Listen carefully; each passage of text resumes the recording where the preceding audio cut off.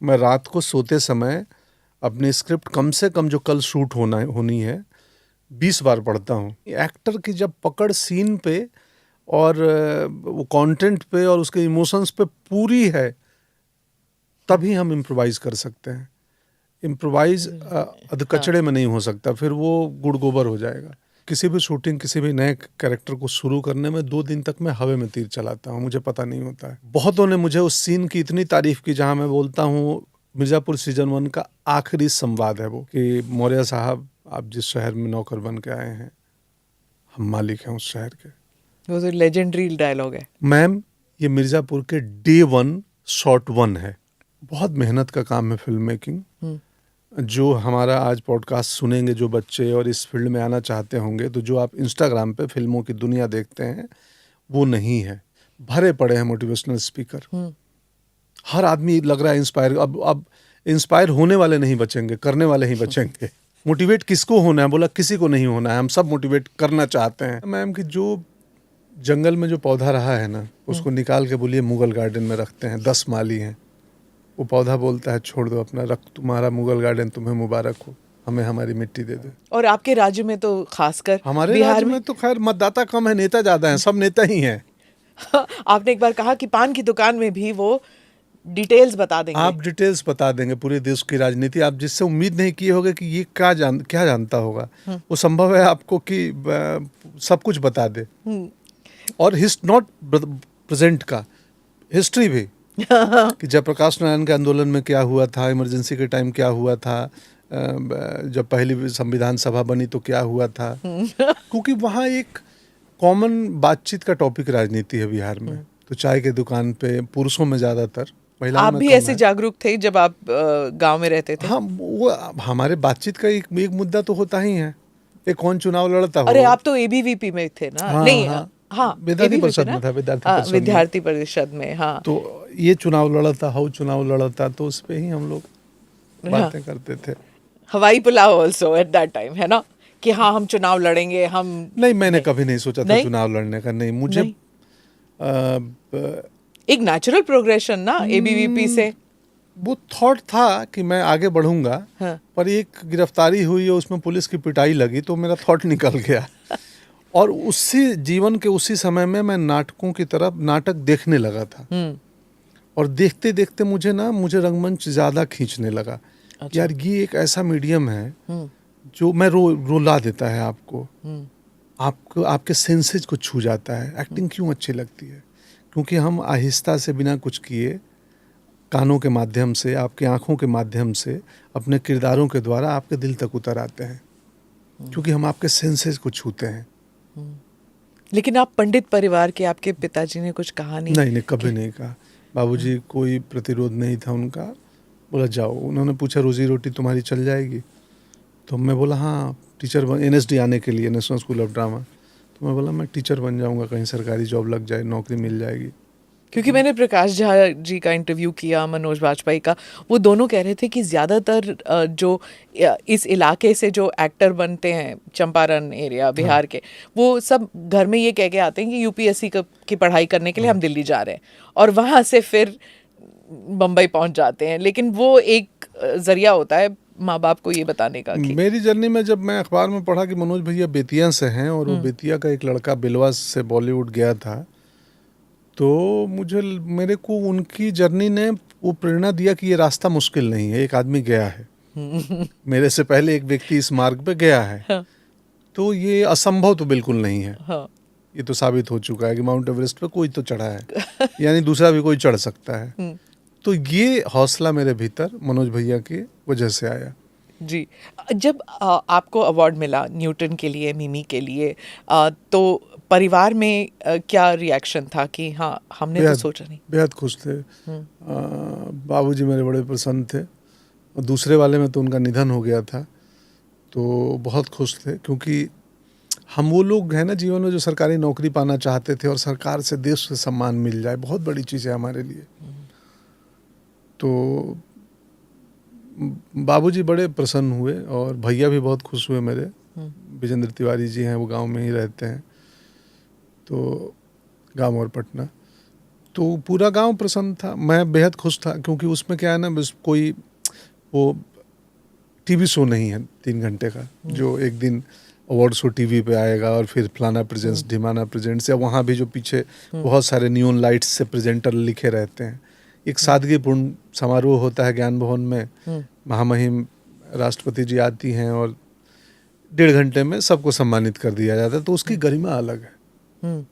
वो मनोज जी से मैंने जब पूछा पद्मा अवार्ड के बारे में, जब उन्हें पद्मा पुरस्कार मिला तो तब उन्हें कैसे लगा, तो उन्होंने कहा कि मुझे तो गर्व महसूस हुआ, वो अलग बात है, लेकिन जब मेरे पिताजी ने देखा कि राष्ट्रपति भवन में एक किसान परिवार का लड़का और रामनाथ जी जब पुरस्कार दे रहे हैं, तो ही सेड दैट एक अलग ही एक गर्व महसूस होता है जो वैसे नहीं होता। बिल्कुल बिल्कुल होता है। परसों रात में मैं 2-3 दिन पहले मैं, मनोज भैया और अनिल अग्रवाल जी वेदांता के, हम लोग बॉम्बे में मिले थे रात को लिट्टी चोखा खाने पे। तो हम तीनों यही बात कर रहे थे, तीनों बिहार से आए लोग हैं, अपने अपने, हम दो अभिनय में और वो उद्योग में तो बड़ा काम किए हैं, तो यही बातें कर रहे थे। और हम सबकी, अब मैं आपके स्टूडियो में आया, वो कैमरा, पहला कैमरा जिससे ANI की जर्नी मैंने ब्रीफली देख ली। तो कुछ भी आसानी से नहीं होता है, वक्त लगता है, जंगल को बनने में समय लगता है, न्यूटन का ही लाइन है। तो और हर किसी को एक दिन जीरो से चालू करना है, उसमें धीरज चाहिए, परिश्रम चाहिए, और धीरे धीरे वो जर्नी बहुत बड़ी हो जाती है, और इतनी बड़ी कि कई बार हमारे सोच और कल्पना के बियॉन्ड चली जाती है। आपने बिहार का जिक्र किया तो प्रकाश झा जी कह रहे थे कि एक दौर था जब कपूर खन्ना हीरोज थे, सारे पंजाबी हीरोज, उसके बाद खान्स बन गए हीरोज, और फिर दौर चला कि यूपी बिहार के जैसे मनोज जी, आप, इरफान, नवाजुद्दीन सिद्दीकी, ये एक दौर चल रहा है।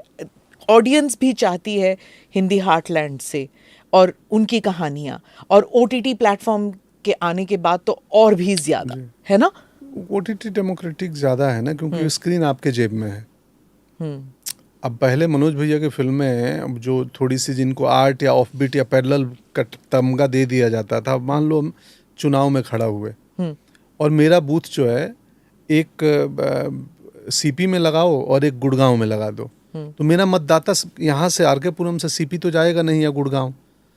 सिनेमा में वही होता है कि अच्छी सिनेमा फिल्मों को स्क्रीन नहीं मिलते थे। एक 9 बजे का शो, एक रात 11 बजे का शो, दिल्ली में 5 स्क्रीन। तो मेरा वोटर तो है, पर वो कैसे जाएगा, बूथ तो उसके घर के पास दो। ये सिनेमा में यही था। अब परिस्थितियाँ बदली है। विनोद भानुशाली जी, जो भानुशाली स्टूडियो है हमारे अटल का, मुझे, हालांकि मैं इसमें रुचि नहीं लेता हूँ कि कौन कितने स्क्रीन पे आएगी, पर उन्होंने स्वयं मुझे परसों बोला कि अटल जी की फिल्म जो है 2000 स्क्रीन पे आएगी।